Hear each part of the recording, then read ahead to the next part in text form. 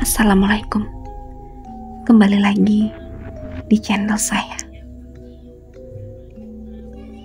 Sebelumnya, yang belum subscribe, tolong subscribe dan aktifkan tanda loncengnya supaya kamu tidak ketinggalan cerita-cerita menarik dari saya. Aminah tersenyum. Dia lantas memeluk tubuh sahabatnya itu. Namun di sisi lain, Aminah sangat senang karena dia kini mempunyai teman setia. Ya, meskipun Sarmi tidak mengikat janji dengan setan itu, namun Sarmi berjanji pada Aminah. Sudahlah, jangan menangis. Aku akan membuatmu bahagia. Si juragan tanah itu pun ada di dalam pengaruhku. Pelet itu ternyata bekerja cepat dan tepat. Kamu jangan khawatir, Sarmi. Aku tidak akan membiarkan kita terusir dari rumah ini. Bahkan aku akan pastikan hanya akulah yang akan menjadi istri satu-satunya.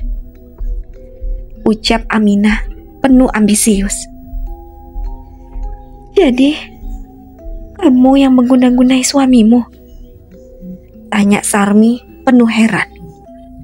Aminah hanya tersenyum. Dia lantas melangkah pergi meninggalkan Sarmi. Siapkan sarapannya ya. Aku akan mengajak si juragan tanah makan. Ucap Aminah dari kejauhan. Kini Aminah datang dengan menggandeng tangan si juragan tanah. Mereka lantas menuju meja makan. Di atas meja, beberapa jenis hidangan telah tersaji. Sementara Sarmi hanya menatap mereka berdua dari balik lemari kayu penyekat antara ruang makan dan dapur. Tatapan mata si juragan tanah seolah tidak lepas dari memandangi wajah Aminah. Dia benar-benar tergila-gila pada Aminah. Hanya dalam waktu semalam. Engkang, sudah, jangan memandangi aku terus. Ini, makanlah. Akang pasti lapar. Ucap Aminah. Namun si juragan tanah itu hanya tersenyum dan masih terus menatap wajah Aminah dengan kedua mata yang berbinar. Neng, kamu sungguh cantik sekali. Goda si juragan tanah. Aminah tersipu malu. Dia lantas mencubit manja lengan atas suaminya itu. Akang, aku dengar Akang menikah lagi ya. Kenapa Akang melanggar janji? Maaf ya, Akang hilaf. Tapi Akang tidak bisa bercerai dengan istri muda Akang itu karena dia sedang hamil. Tapi Akang janji akan menceraikan istri Akang yang lain.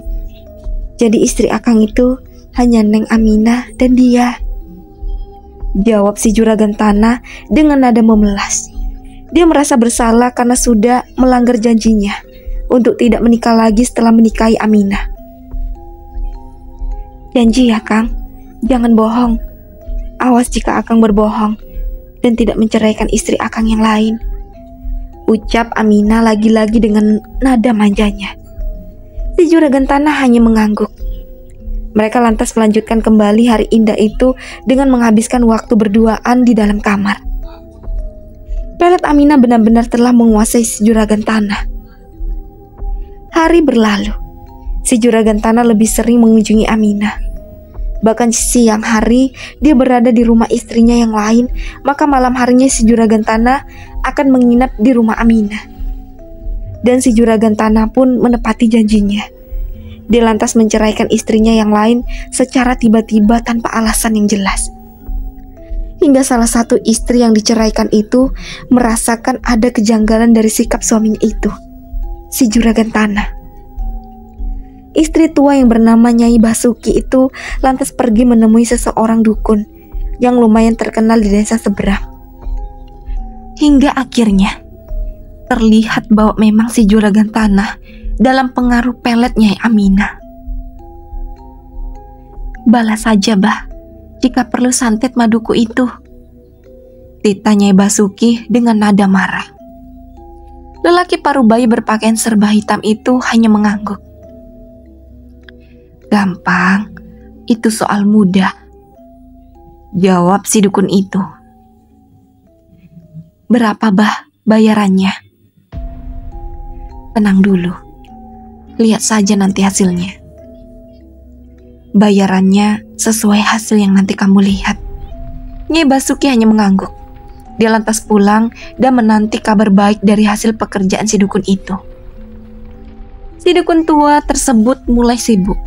Berbekal nama dan foto Aminah di tangannya, dia mulai merapalkan sebuah mantra dalam bahasa Sunda kasar. Sebuah ayam cemani sudah disembelih. Darahnya dikucurkan pada foto Aminah. Dia kembali merapalkan sebuah mantra sambil memejamkan kedua matanya. Tiba-tiba, sebuah ledakan terdengar dari atas atap rumah si dukun tersebut. Beberapa kendi yang terbuat dari tanah liat di dalam rumah pun ikut meledak. Si dukun kaget bukan kepalang. Dia lantas segera berdiri dan bersiap menunggu siapa saja yang melakukan penyerangan itu. "Siapa kamu? Tunjukkan wujudmu," bentak dukun itu. Tiba-tiba kepulan asap tipis muncul. Lama-kelamaan, kepulan asap itu menebal dan kemudian seseorang nenek tua muncul dari balik kepulan asap itu. "Siapa kamu?" tanya si dukun itu dengan nada tinggi. Dia mengambil ancang-ancang sembari mengacungkan sebuah keris pada posisi siap menyerang. "Aku Dasima," jawab nenek tua itu dengan suara serak khasnya. "Dasima, siapa kamu?" tanya si dukun itu kembali. Mak Dasima hanya terkekeh, hingga akhirnya dia tertawa melengking. Dan dalam sekejap mata, wujudnya berubah menjadi Nyai Ageng.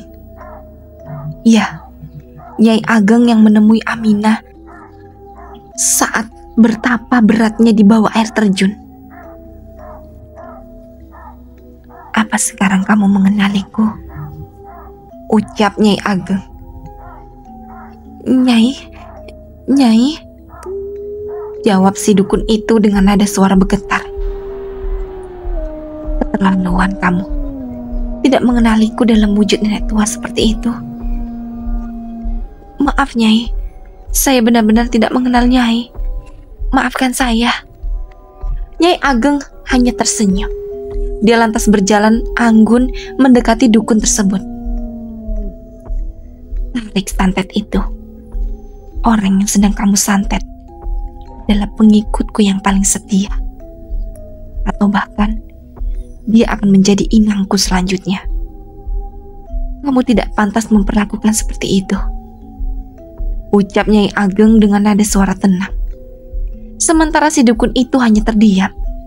Seluruh tubuhnya bergetar, karena kini dia berhadapan dengan ratu penguasa hutan Lewung Larangan. "Tapi Nyai," ucap dukun itu ragu. "Tapi kenapa? Apa harus aku melawanmu dahulu?" "Jangan Nyai, jangan." Dukun itu memohon sembari bersimpuh. "Ya sudah, balikan santet itu kepada si wanita yang menyuruhmu melakukannya." Kedua mata si dukun itu membulat. Dia berada di antara pilihan yang sulit. Di satu sisi, dia tidak pernah mengecewakan pelanggannya. Di sisi lain, dia tidak ingin Nyai Ageng mengambil nyawanya. Hingga akhirnya si dukun tersebut memilih untuk menurut titah Nyai Ageng. Dia membalikan santet itu kepada istri tua si juragan tanah, Nyai Basuki. Keesokan harinya, di pagi hari, Sarmi tergesa-gesa setelah pulang dari pasar. Dia ingin segera menemui Aminah. Aminah, teriak Sarmi sembari mencari keberadaan Aminah. "Ada apa Sarmi? Kenapa kamu terlihat amat panik seperti itu?" "Duduklah dulu, aku ambilkan air," jawab Aminah sedikit khawatir melihat keadaan sahabatnya itu. Sarmi meminum segelas air yang diberikan Aminah. Dia berusaha mengatur laju nafasnya sebelum menceritakan apa yang dia dengar pagi ini di pasar. "Aminah, pagi ini di pasar amat heboh. Di mana-mana orang membicarakannya. ucap Sarmi tergesa-gesa. Ada apa? Apa yang mereka bicarakan? Pelan-pelan saja bicaranya. Istri muda Juragan Tanah yang hendak si Juragan Tanah ceraikan itu, dia meninggal dunia dalam keadaan mengenaskan. Aminah terdiam, namun perlahan-lahan dia mulai tersenyum. Aminah, jawab, kenapa kamu hanya diam? Apa itu perbuatanmu juga? Desak Sarmi menunggu jawaban dari Aminah. Tidak, itu bukan perbuatanku. Aku tidak berniat membunuh istri tua suamiku. Namun sepertinya aku tahu siapa yang melakukan itu semua. Jawab Aminah. Siapa? Sarmi penasaran dengan kata-kata Aminah selanjutnya. Namun Aminah hanya tersenyum menyeringai. Seketika itu pula, bulu tengkuk Sarmi meremak. Dia merasa di hadapannya kini bukanlah Aminah yang dia kenal. Sudahlah, jangan dipikirkan. Setidaknya aku tidak perlu susah payah melakukannya, bukan? Tinggal satu lagi, mengurus istri muda yang tengah hamil itu. Ucap Aminah dengan senyuman ganjil tergores di wajahnya. Sementara hari itu si Juragan Tanah tidak menemui Aminah. Sepertinya si Juragan Tanah itu sedang sibuk mengurusi kematian istri tuanya yang belum sempat diceraikan itu. Baru saat malam datang dan hampir larut, barulah si Juragan Tanah itu datang menemui Aminah. Aminah sendiri belum tidur. Dia ingin menanyakan apa yang dia dengar dari Sarmi secara langsung pada suaminya itu. Iya, Neng. Nyai Basuki meninggal dalam keadaan tubuhnya penuh bersimbah darah dan luka cakaran. Ucap si Juragan Tanah pada Aminah yang bersandar manja di dada suaminya itu. Apa Nyai Basuki diserang binatang buas, Kang? Katanya tidak. Entah kenapa, Akang juga tidak tahu. Aminah terdiam. Dia benar-benar tidak tahu apakah benar itu adalah perbuatan Mak Dasima atau Nyai Ageng. Karena sejauh ini Aminah tidak tahu bahwa Mak Dasima adalah perwujudan dari Nyai Ageng. Akang, kamu bilang istri mudamu itu sedang hamil dan ingin tinggal di rumah ini, bukan? Tanya Aminah kepada suaminya itu. Si Juragan Tanah hanya mengangguk. Dia menunggu ucapan Aminah selanjutnya. Turuti saja, Kang. Ajak dia kemari. Siapa tahu memang itu bawaan bayi, Kang. Jadi bayinya yang ingin tinggal di sini. Ucap Aminah dengan sedikit canda gurau. Tapi Neng, kalau dia di sini, Neng di mana? Biarkan saja, jangan diturutkan. Jawab si Juragan Tanah. Kan rumah Akang yang lain ada. Ya walau tidak sebesar rumah ini, aku hanya ingin bertemu dengan maduku itu, Kang. Kan istri Akang kini hanya tinggal 2. Siapa tahu aku dan dia bisa akur dan kami bisa tinggal serumah. Jadi Akang tidak perlu bolak-balik ke sana kemari. Bujuk Aminah. Si Juragan Tanah terdiam. Dia menimbang ucapan dan permintaan Aminah. Ya sudah atuh. Besok Akang bawa si Larat kemari. Aminah tersenyum puas. Kini dia tahu bahwa madunya itu bernama Laras. Janji ya, Kang? Aminah memastikan ucapan suaminya itu. Si Juragan Tanah itu hanya tersenyum. Dia lantas mencium lembut kening Aminah. Sebelum fajar menyingsing, si Juragan Tanah itu pamit. Dia bermaksud memenuhi janjinya pada Aminah, membawa Laras menemui Aminah. Aminah meminta Sarmi memasak menu yang tidak biasa, karena mereka akan kedatangan tamu istimewa. Tentulah Aminah ingin menyambutnya dengan mewah. Sementara Sarmi merasa khawatir, karena di balik semua ini, Aminah menyimpan maksud tersendiri. Entah apa yang akan dia lakukan kepada istri muda si Juragan Tanah itu. Sudah hampir sore, hingga akhirnya sebuah delman yang ditumpangi si Juragan Tanah itu tiba.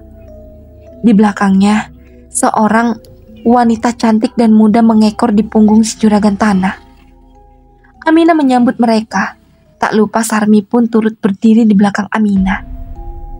Semakin dekat, akhirnya Aminah dapat melihat Laras semakin jelas, termasuk melihat perutnya yang memang sudah terlihat buncit. Aminah tersenyum. Dia berusaha menyambut madunya itu dengan ramah, meskipun keramahan itu tidak dibalas sedikit pun oleh Laras. Laras justru bermuka masam. Dia amat menunjukkan sikap ketidaksukaannya pada Aminah. Hal itu pun yang membuat si juragan tanah malu, karena kesan pertama yang diberikan oleh Laras amat sangat tidak baik. Kosongkan rumah ini segera. Aku dan calon anakku butuh rumah yang lebih besar, ucap Laras dengan tatapannya yang langsung pada Aminah.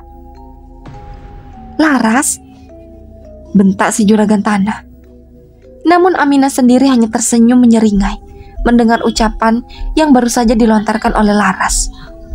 Namun dalam hatinya, amarah mulai muncul. Dia hanya tinggal menunggu waktu untuk membalas sikap tidak sopannya seorang istri muda kepada istri tua. Sementara Sarmi sudah menyadari bahwa sahabatnya itu mulai marah. Apapun akan Aminah lakukan. Sarmi mendekati Aminah. Dia mengelus-elus pundak sahabatnya itu. Sarmi harap Aminah mengerti dan dia bisa meredam emosinya. Aminah hanya tersenyum sembari mengangguk pada Sarmi. Tunggu apa lagi? Cepat bereskan semua barang-barang kalian, bentak Laras. Aminah melangkah mendekati Laras. Si juragan tanah itu mulai ketakutan. Dia takut Laras akan menyakiti Aminah. Namun Aminah mengusap lembut pipi si juragan tanah yang berdiri mematung di samping Laras. Tidak apa, Kang.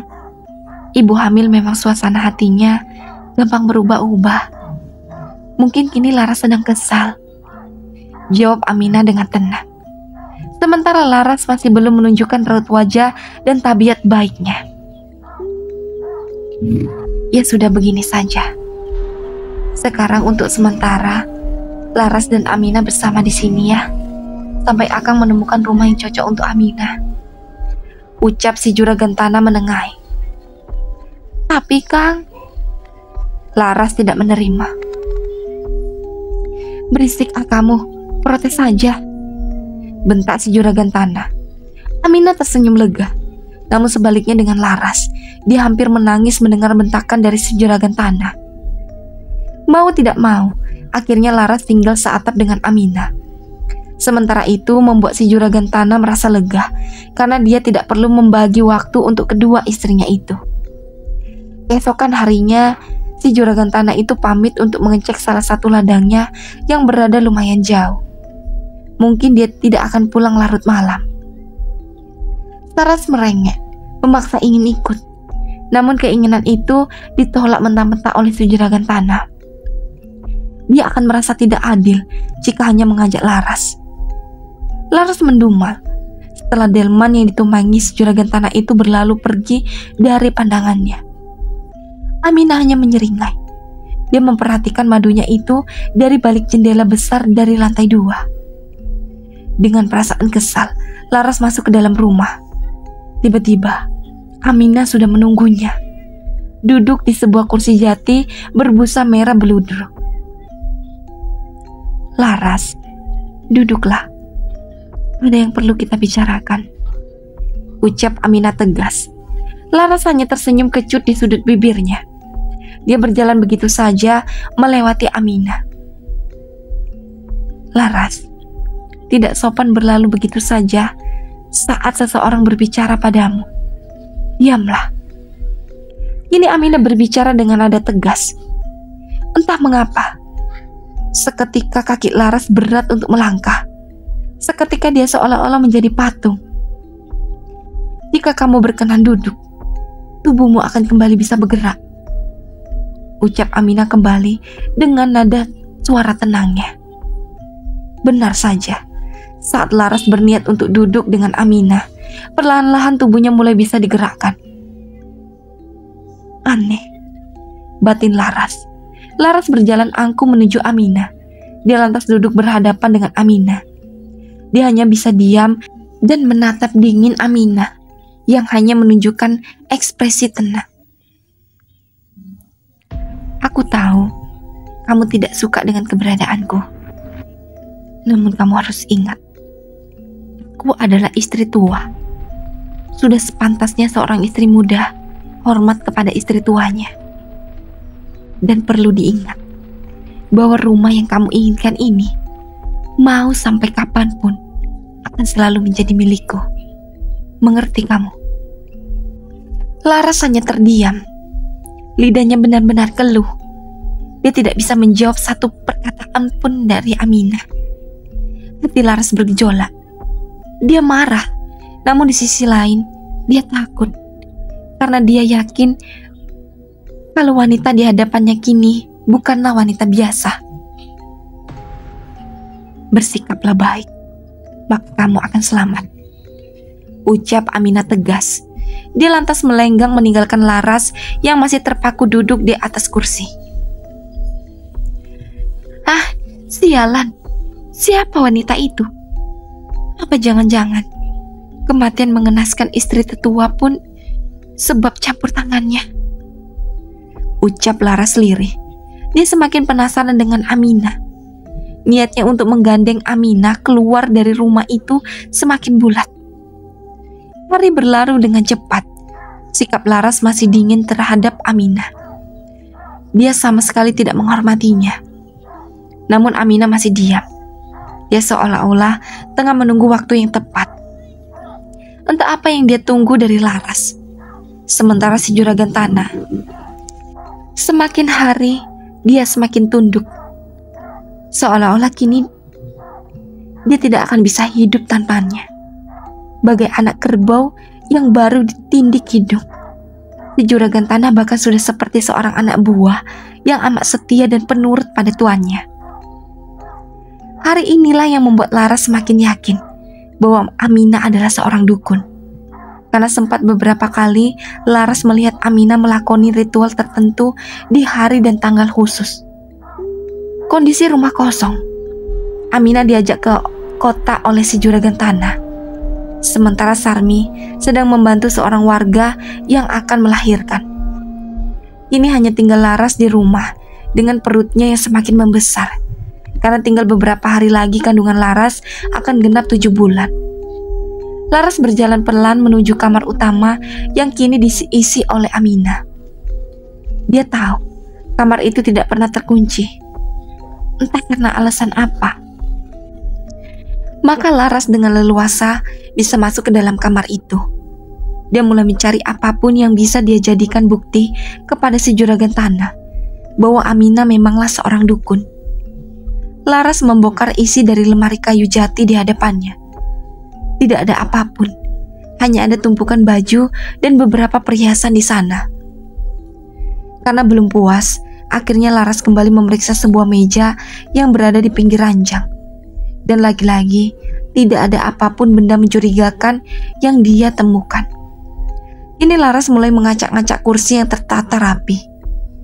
Dia benar-benar ingin membuktikan kepada semua orang bahwa Aminah adalah dukun. Dia sudah membunuh istri tertua si juragan tanah dan mengguna-gunai si juragan tanah itu sendiri. Namun nihil, tidak ada apapun di dalam kamar itu. Hingga saat Laras hendak berjalan keluar kamar, tiba-tiba saja dia terpikir untuk memeriksa kolong ranjang. Ya, hanya itu satu-satunya tempat yang belum dia periksa. Laras kembali mundur. Dia mulai berlutut untuk melihat ke bawah tempat tidur. Gelap, tidak ada apapun. Hanya ada debu dan sarang laba-laba yang menggantung di sana. Dirasa sudah puas, Laras lantas bangkit. Namun baru satu langkah dia mengayunkan kakinya. Tiba-tiba sebuah tangan putih pucat dengan urat-urat yang membiru, kuku rancing dan hitam meraih kakinya. Laras terkejut hingga akhirnya dia terjatuh tengkurap. Laras menjerit kencang. Perutnya amat sakit, karena saat jatuh tadi perutnya lah yang pertama kali menyentuh lantai. Darah segar mulai mengalir dari sela-sela kedua paha Laras. Kini dia tidak bisa lagi merasakan gerak dari si jabang bayi yang biasanya amat aktif. Laras menjerit dan berteriak sejadi-jadinya. Karena kini di hadapannya berdiri seorang nenek tua berkulit pucat pasi dengan rambut putih aut-autan. Nenek tua itu berkekeh-kekeh.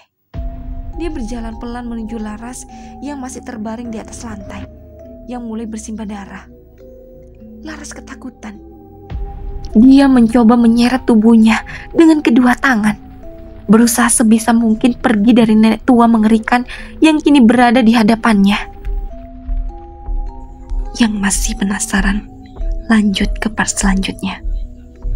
Dan jangan lupa aktifkan tanda loncengnya dan subscribe. Assalamualaikum.